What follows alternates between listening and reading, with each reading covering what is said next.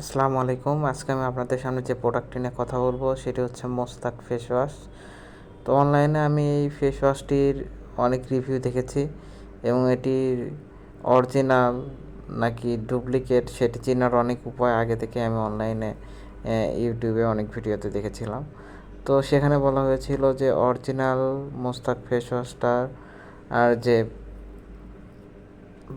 বোতলে থাকবে সেটি তুলনামূলক হালকা হবে, চাপ দিলে কিছুটা ডেবে যাবে। তো আমি সেই ট্রিকগুলো ফলো করেছিলাম এবং অরিজিনাল মোস্তাক ফেস ওয়াশের যে এক্সপায়ার ডেট এবং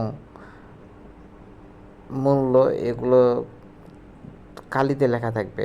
যদি কোনো অ্যালকোহল প্যাড বা কোনো কিছুতে ঘষে দেওয়া হয় তাহলে এটি খুব সহজে উঠে যাবে। তো আমি এই ফেস ওয়াশটি এই সবগুলো দিক খেয়াল রেখে আমি অর্ডার দিই এবং এর কথা বলা হয়েছিল এটির কালারটা কিছুটা সাগরের পানির মতো হালকা হালকা নীল বা আকাশি বর্ণের দেখা যাবে। তো এটির কালারও তেমনই ছিল। তো আশা করা যায় এটি অরিজিনাল এবং আমি এটি দোকান থেকে কিনেছিলাম, কসমেটিক্সের দোকান থেকে। এটির প্রাইস আমার কাছ থেকে নিয়েছিল 380 টাকা।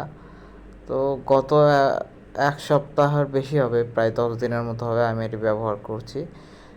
তো বিভিন্ন ইউটিউব চ্যানেলে যেভাবে এটি রিভিউ করা হয় আমার কাছে মনে হয় অতটা